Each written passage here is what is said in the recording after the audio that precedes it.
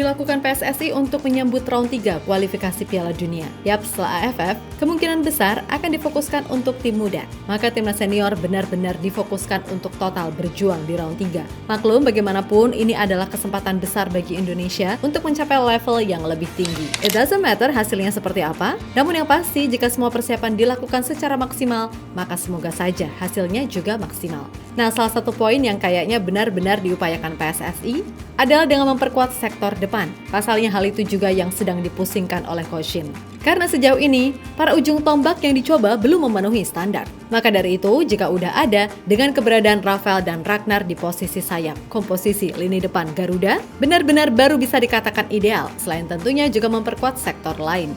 Sebab, ya tahu sendiri kan, lawan di round 3 bukan tim kemarin sore. Apalagi Indonesia berpotensi masuk grup neraka. Nah, untuk mengantisipasi itu, setidaknya ada info bagus di mana 4 pemain baru yang kabarnya siap membantu Indonesia.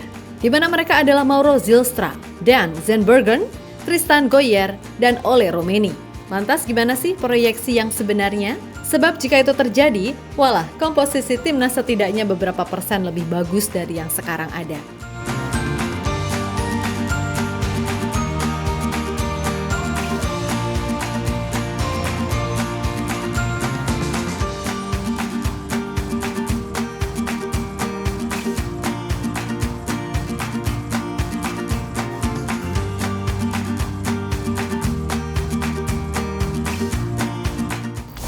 Kedalaman skuad benar-benar serius ingin diperkuat oleh PSSI, sebab untuk melawan tim di round 3 akan sangat sulit jika mengandalkan tim yang sekarang.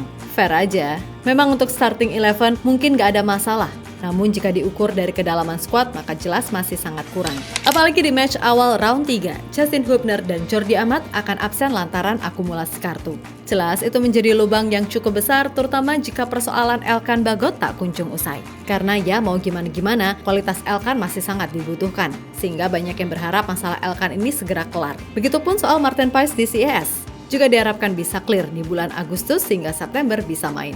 Nah, terlepas dari itu semua, setidaknya ada kabar bagus karena 4 pemain diketahui sangat terbuka membela timnas Indonesia. Di mana 3 diantaranya adalah penyerang, yang mana mereka adalah Mauro Zylstra, Dan Zandbergen, Tristan Goyer, dan Ole Roemeny.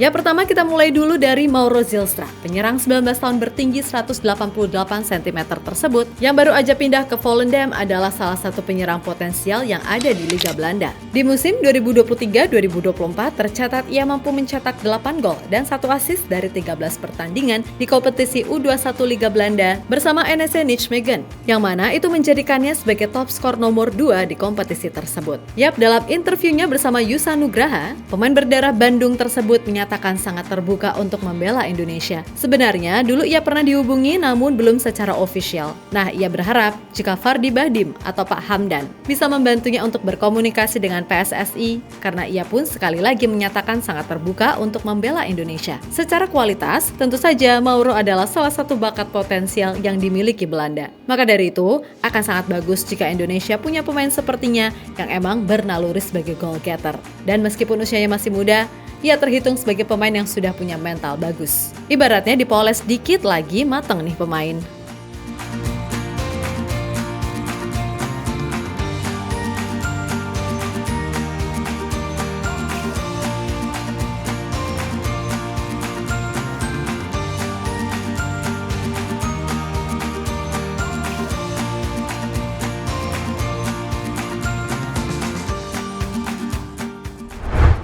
Berikutnya ada Dan Zandbergen. Penyerang milik Sparta Rotterdam ini memang bukan tergolong sebagai goal getter sejati, di mana ia lebih bertipe sebagai penyerang yang mobile. Meskipun begitu, soal kualitas tentu saja Dan memiliki semua yang dibutuhkan Coach Shin di lini depan, terutama soal etos kerja. Yap, sebagai striker, Dan sebenarnya hampir setipe dengan Wahaji. Itu dibuktikan dengan statistiknya yang mampu menciptakan 5 gol dan 6 assist musim ini. Yang mana artinya, sebagai penyerang, ia juga bisa menciptakan peluang bagi rekan-rekannya untuk mencetak gol. Dan dengan usia yang masih 22 tahun, tentu saja masih sangat panjang perjalanan bagi pemain yang punya darah Indo dari sang kakek yang merupakan orang Jakarta.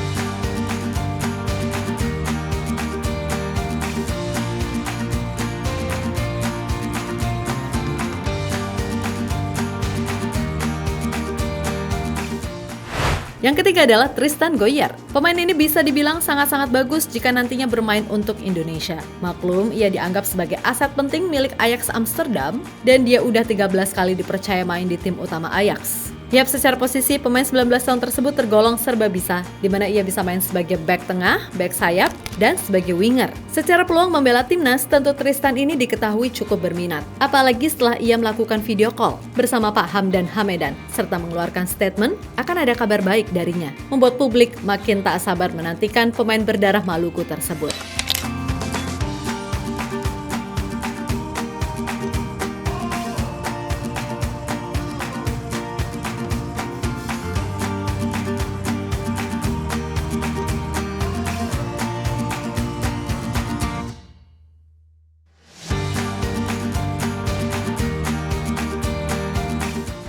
Yap, terlepas dari apapun, 3 pemain tadi tentu saja diharapkan publik untuk bisa benar-benar membela Indonesia. Dan satu nama terakhir tentu saja Ole Romeni, yang menurut Menpora Dito sedang diproses di PSSI bersama Kevin Dix. Jelas apapun itu, publik benar-benar ingin timnas punya skuad terbaik untuk menyambut round 3. Sebab selain nama-nama tadi, PSSI juga sedang memantau para pemain di timnas U20 sebagai bagian dari kedalaman skuad. Nah, jika itu terjadi, maka komposisi timnas Indonesia dari sisi kedalaman skuad bisa dibilang 70% memenuhi syarat untuk bisa bersaing. Tinggal nantinya menunggu para pemain grade A lainnya yang mudah-mudahan bisa gabung. Dan jika masih ada yang kuar-kuar, gimana nasib para pemain dari Liga 1? Jawabannya simpel, kerja keras. Karena pada akhirnya Coach Shin adalah pelatih yang fair. Siapa yang menurutnya bagus, ya dia yang akan main, sesimpel itu.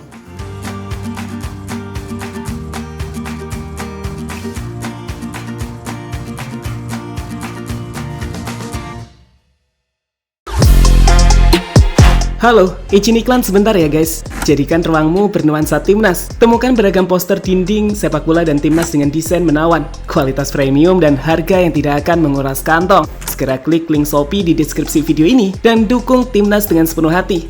Mulai dari dinding rumahmu.